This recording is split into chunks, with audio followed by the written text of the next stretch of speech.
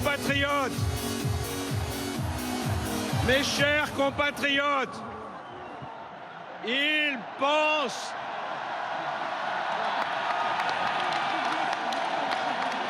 Reculez parce qu'on ne voit pas là.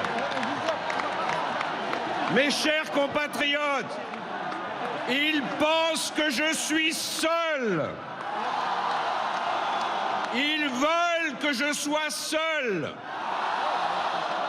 Est-ce que nous sommes seuls? Mes chers amis, merci. Merci de tout cœur pour votre présence, vous qui avez su braver les intempéries, les injonctions, les caricatures et parfois même les invectives en vous présentant ici, sur cette place si forte en symbole. Merci à vous. Merci à vous qui ne baisserez jamais les bras. À vous qui refuserez toujours d'entendre les sirènes du découragement. Vous êtes une certaine idée de la France. Cette idée éternelle est plus grande que moi. Elle est plus grande même que cette élection. Oui, c'est cette très haute idée française que j'ai voulu inviter ici, aujourd'hui, au Trocadéro.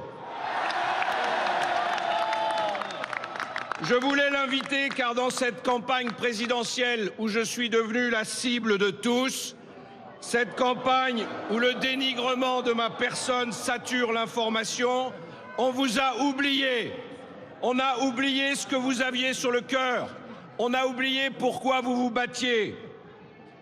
Et à cet égard, même si toute cette charge contre moi est injuste, révoltante, instrumentalisée, je vous dois des excuses.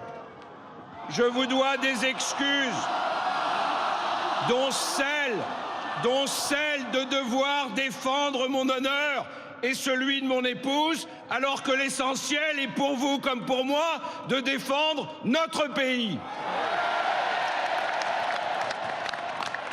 Hommage devait être rendu aux militants de la France que vous êtes. Vous êtes la France qui vient de loin, héritier d'un passé toujours présent.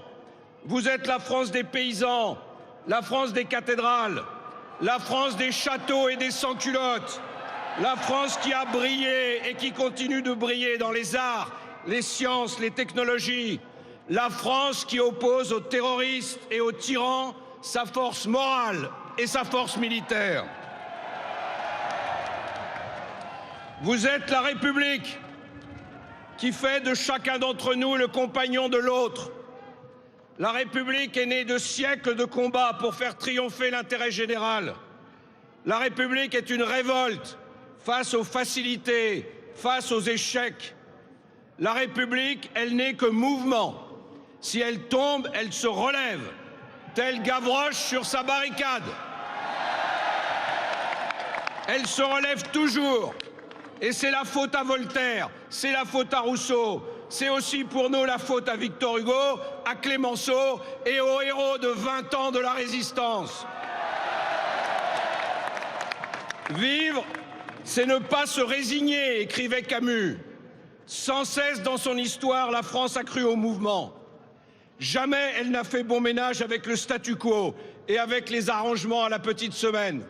Ce que le général de Gaulle qualifiait en son temps de petite soupe sur son petit feu dans sa petite marmite.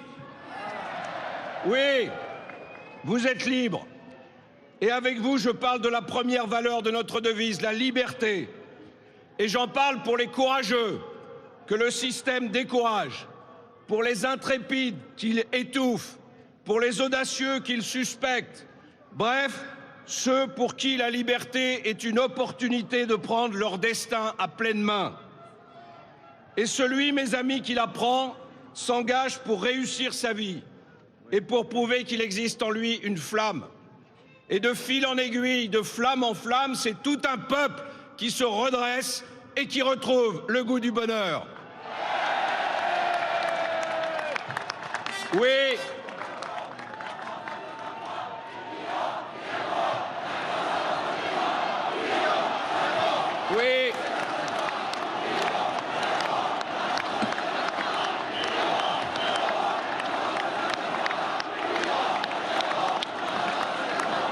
Oui, pacifiquement et patiemment, vous êtes ensemble le peuple qui tous les jours est au travail, qui croit à la famille, à l'ordre juste, qui respecte le drapeau tricolore et les institutions de la République. Vous êtes le peuple qui ne fait pas de bruit, mais qui a du bon sens. Vous êtes les électeurs de la droite et du centre, bien décidés à faire de l'élection présidentielle le point de départ d'un pays qui renaît, un pays dont vous et vos enfants seraient fiers, un pays qui affirme sa volonté d'être une puissance gagnante, la première puissance européenne dans les 10 ans qui viennent. Vous êtes la preuve vivante que rien de grand ne peut se faire sans vous. À vous, mes amis, je dois la vérité. On m'attaque de toutes parts. Et je dois, en conscience, vous écouter. Je dois écouter cette foule immense qui me pousse vers l'avant. Mais je dois aussi m'interroger sur ceux qui doutent et qui fuient le navire. Leur responsabilité est immense, la mienne aussi. Vous savez que je suis un homme pudique, mais je dois vous faire une confidence. Je ne me suis jamais réveillé un matin en me disant « Tiens, je vais être candidat à la présidence de la République ». Je n'ai jamais été dans le schéma de ceux qui sont animés par une ambition personnelle dévorante et qui calculent le moindre de leurs actes, le plus anodin de leurs propos et qui tissent inlassablement dès leur premier âge les réseaux en fonction de ce seul objectif. À chaque étape de ma vie politique, ce qui n'a cessé de m'animer, c'est la possibilité de réaliser, d'être utile, de rendre service à mon pays. Mes amis, vous savez mon diagnostic. Je crois que notre pays décline et que l'heure est à un dépassement collectif. Je comprends votre inquiétude. Elle s'est d'ailleurs amplifiée depuis 5 ans. 5 longues années durant lesquelles notre République a été mise à mal.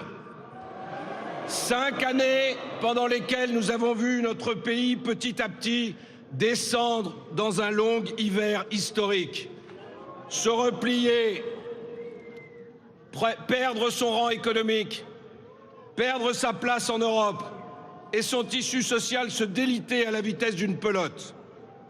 Et pendant ce temps-là, qu'ont-ils fait tous ces socialistes qui auraient dû uniquement se consacrer à l'intérêt national? Rien. Ils étaient trop occupés par une seule obsession, mettre en place une série d'accommodements déraisonnables et de démissions camouflées, selon les vieilles règles de la 4e République. Des arrangements d'appareils, toutes les décisions lourdes, importantes, reportées, la nomination des amis parce qu'ils sont des amis et non pour ce qu'ils valent, le mépris de la vérité qui dérange, l'oubli des réalités qui fâchent. Tout cela, nous l'avons vu, nous le voyons encore, dans un monde qui se fait autour de nous plus dangereux, plus incertain chaque jour. Au dehors, c'était la guerre et l'on réduisait le budget de nos armées. La dislocation de l'Europe et on nommait Harlem Désir pour s'en occuper. Au-dedans, c'était la crise et l'on continuait à dériver comme un bâton au fil de l'eau. 6 millions de chômeurs, 9 millions de pauvres, une jeunesse en déshérence, un pays qui doute, qui se divise, la haine qui s'installe, une génération sacrifiant la suivante, s'agissant de son éducation, la condamnant à ployer jusqu'à la fin sous le fardeau d'une dette insoutenable au sein d'un pays déclassé. Notre pays n'a pas été gouverné, il a été géré par le premier secrétaire du Parti socialiste.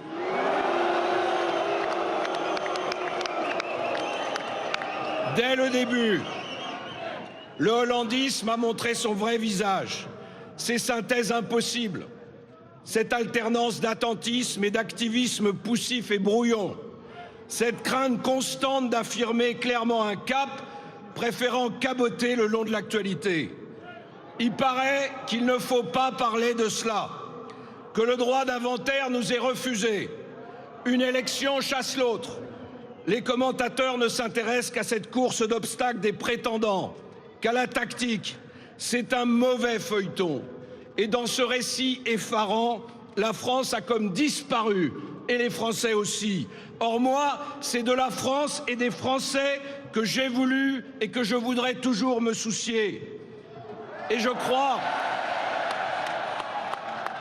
que les millions de voix qui se sont portées sur moi à la primaire veulent dire simplement ceci: nous autres Français n'en pouvons plus de vos calculs, de vos carrières et de vos histoires.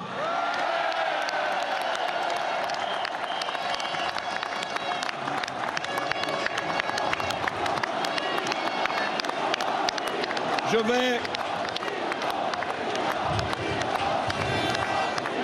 vais vous faire une confidence. Si par magie, les Français avaient pu assister à ce que j'ai vu ces derniers jours, une vague de dégoût les submergerait.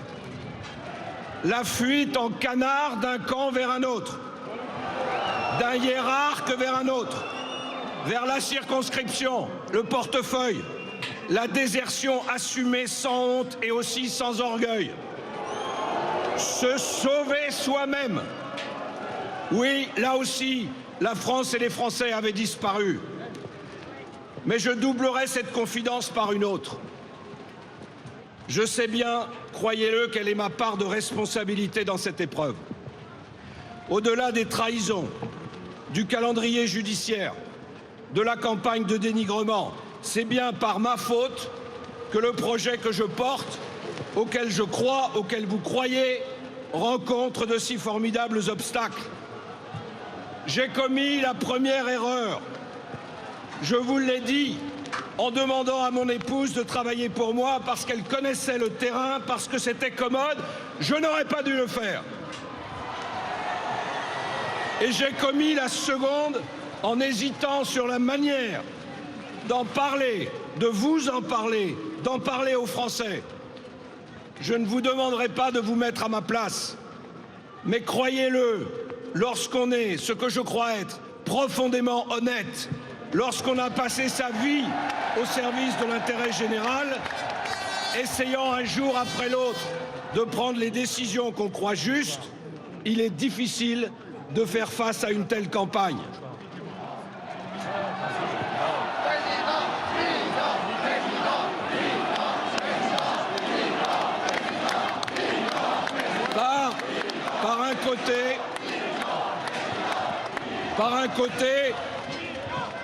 Par le désir de moralité que cette campagne comporte, elle vous paraît juste. Par tout un autre, par l'excès, par la disproportion, par la haine, elle vous paraît injuste. J'ai fait ce que j'ai pu entre ces écueils. Je me suis souvent raffermi en me disant que le jour où je serai reconnu comme innocent par une justice dont je ne désespère pas, quelles qu'aient été mes réserves sur ces premiers actes, mes accusateurs trop rapides auraient honte à leur tour.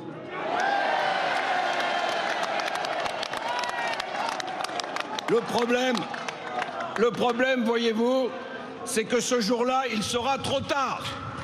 L'élection aura été faussée. Elle n'aura pas permis de mettre un terme aux deux scandales qui défigurent le pays beaucoup plus sûrement et beaucoup plus profondément que mes propres erreurs. Quels sont ces scandales? Le premier, c'est la manière insidieuse, molle, hésitante, mais terrible dans ses conséquences, dont François Hollande a œuvré au déclassement de notre pays. Son terrible bilan n'a malheureusement pas été effacé, comme par un coup d'ardoise magique. Il demeure plombant notre croissance et hypothéquant l'avenir de nos enfants. Et qu'importe si par un tour de joueur de bonneteau, c'est son ancien porte-serviette, M. Macron, qui prend maintenant le relais, adoptant son programme pour le plus grand bonheur des marchands d'illusions.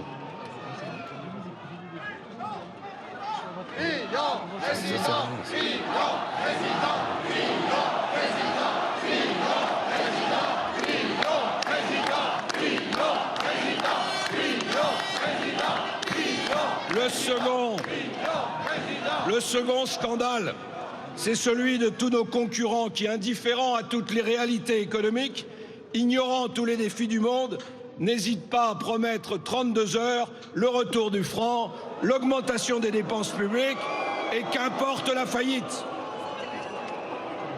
Ce qui se passe actuellement donnerait presque à croire que nous sommes dans une comédie.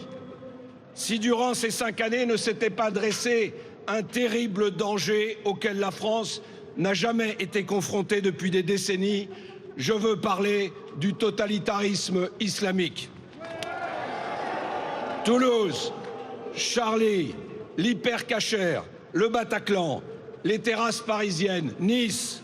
Nous sommes en état d'urgence, mais en écouter certains, il est urgent de ne pas en faire état.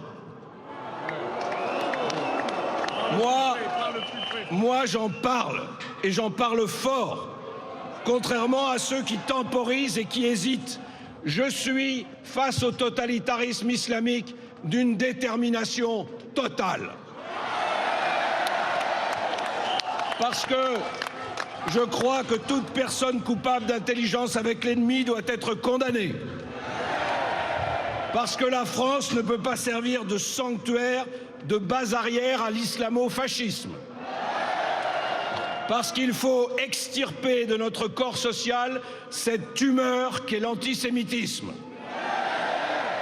Parce que nous ne pourrons jamais accepter que sur notre sol, comme partout dans le monde, les femmes soient assignées à résidence et traitées comme des citoyennes de seconde zone. À cette inquiétude légitime s'est ajoutée la colère envers cette chasse à l'homme qui me vise et qui, au-delà de ma seule personne, cherche à briser la droite, à lui voler son vote. Je ne parle pas seulement pour moi, je parle parce que la démocratie vous appartient, à vous qui êtes ici. Mais mes amis, vous ne devez pas céder. Très bon, la France a besoin de toi. Fillon, très bon, la France a besoin de toi. Fillon, très bon, la France a besoin de toi. Fillon, très bon, la France a besoin de toi. Fillon, très bon, la France a besoin de toi. Mes amis, vous ne devez pas céder à l'inquiétude. Et vous ne devez pas non plus céder à la colère.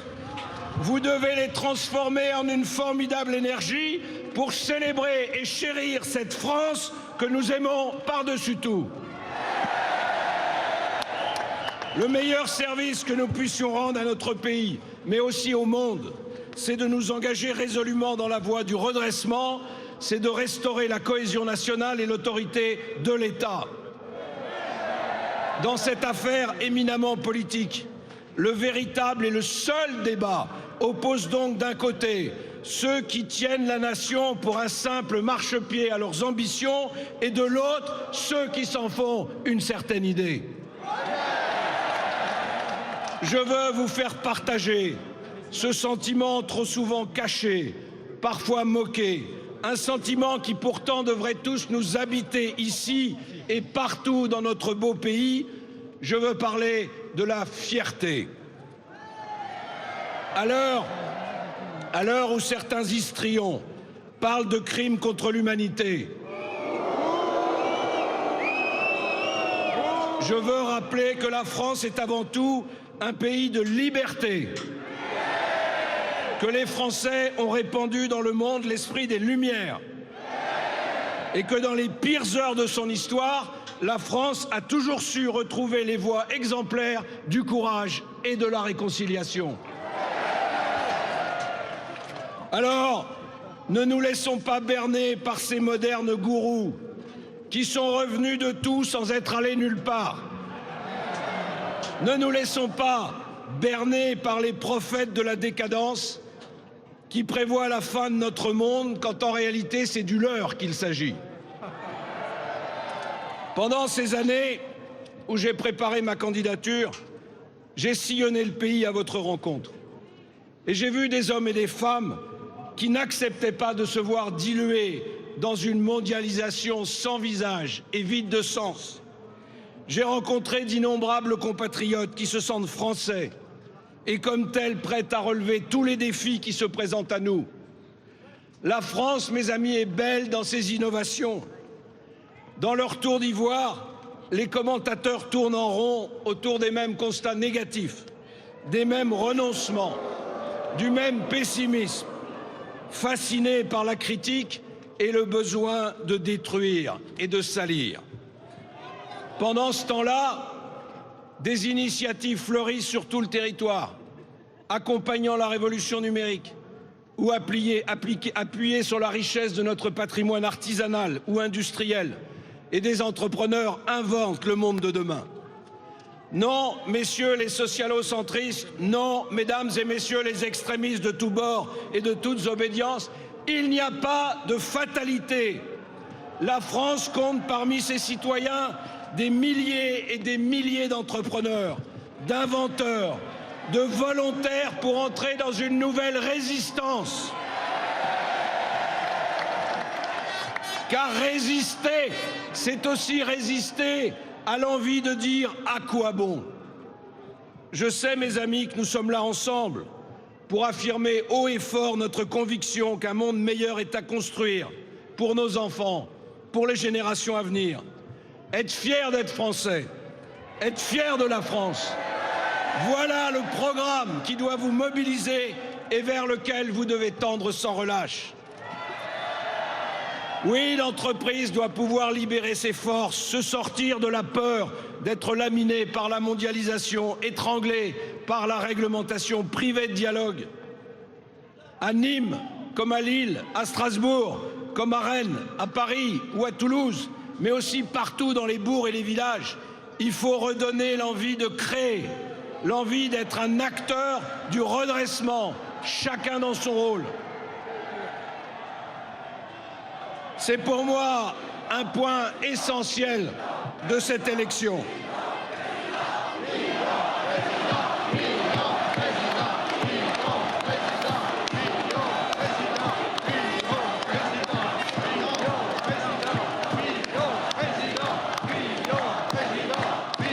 Mes amis, c'est pour moi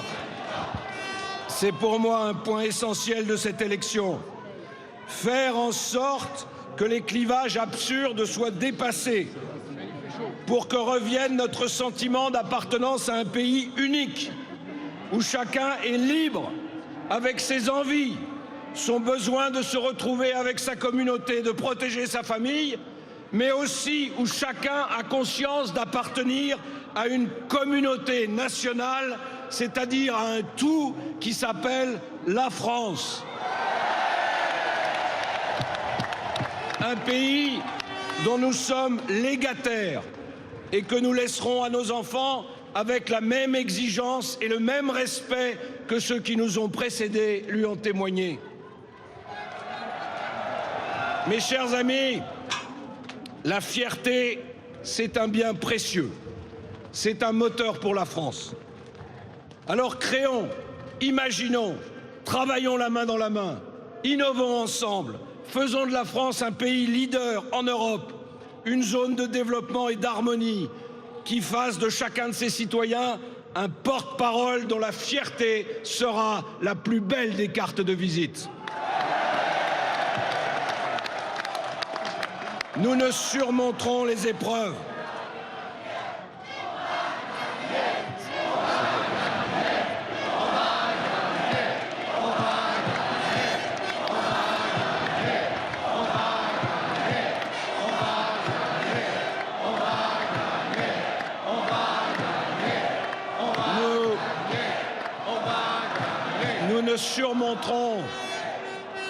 Nous ne surmonterons les épreuves qu'à la condition de nous hisser à la hauteur des enjeux et non pas en nous égarant dans des affrontements dérisoires.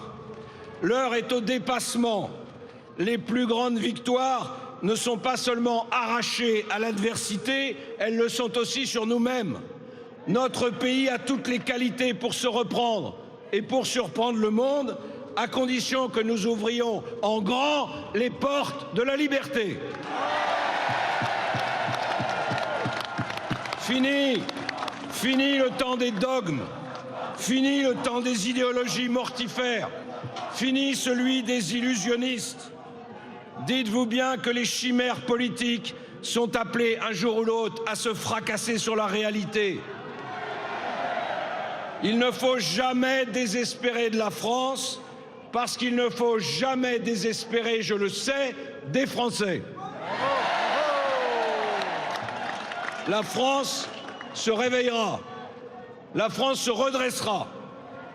Et c'est animé par cette conviction qui est aussi la vôtre que je veux à présent m'adresser avec vous aux responsables politiques de la droite et du centre. Mon examen de conscience, je l'ai fait. Et croyez-le, je ne souhaite à personne d'avoir à le faire dans de telles circonstances. Aux hommes et aux femmes politiques de mon camp, je dirai à présent ceci. Il vous revient maintenant de faire le vôtre d'examen de conscience. Laisserez-vous les passions du moment l'emporter sur les nécessités nationales? Laisserez-vous les intérêts de factions et de carrière et les arrière-pensées de tous ordres l'emporter sur la grandeur et la cohérence d'un projet adopté par plusieurs millions d'électeurs? Vous laisserez-vous dicter par l'écume des choses ce choix décisif qu'une part de notre peuple a remis entre vos mains, le désir profond d'un renouveau, d'une fierté nationale enfin retrouvée?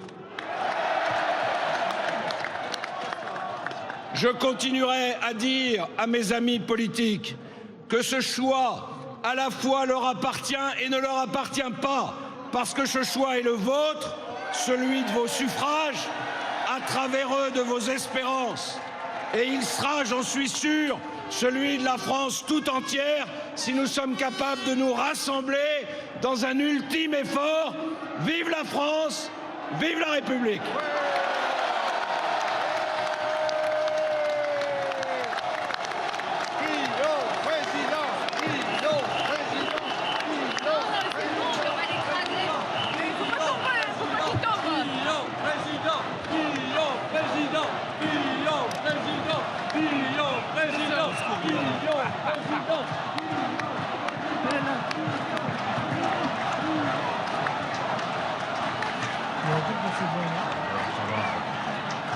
Si, vous devriez, François. Allez-y. Si, devant. Allez, François. La patrie, le jour de gloire.